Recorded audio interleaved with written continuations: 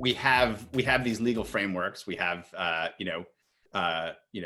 equity in Delaware corporations or in a Singapore corporation, or relatively consistent to somewhat consistent common law around some of those things around the world. You have the sort of rights and entitlements, and then you have a whole set of record keeping and enforcement and so on.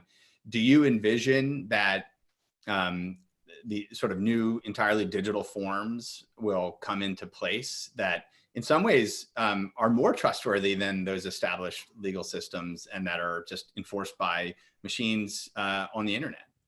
Yeah, so I think this is exactly what we're going to see, Jeremy. This, what is being replaced here is essentially this idea of a nation-state jurisdiction, where within this sort of zone of the nation-state, there's a sort of uniform body of laws and contract and enforcement mechanisms. Instead, when we've got sort of software-mediated, internet networked platforms, these platforms can be as big or as small as they need to be. There's no real sort of scale issues with that. They can also be multiple. They can overlap.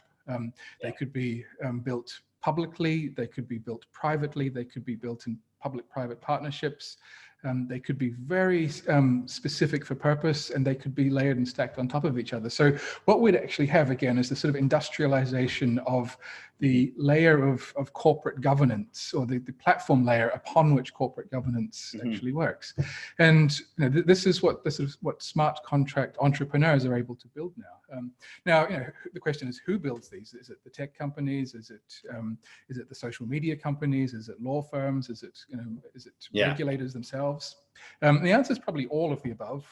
We'll get to see who builds the best ones. But in essence, it's not just that the firm chooses; it's that the two parties to the contract will need to choose the same platform.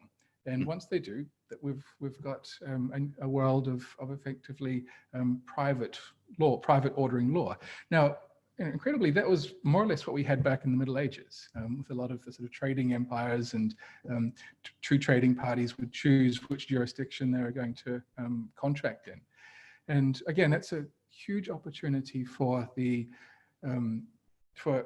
industrialization and potential sort of huge productivity gains that can come from rebuilding the legal and contracting infrastructure, not just of nations, but of regions and the entire world.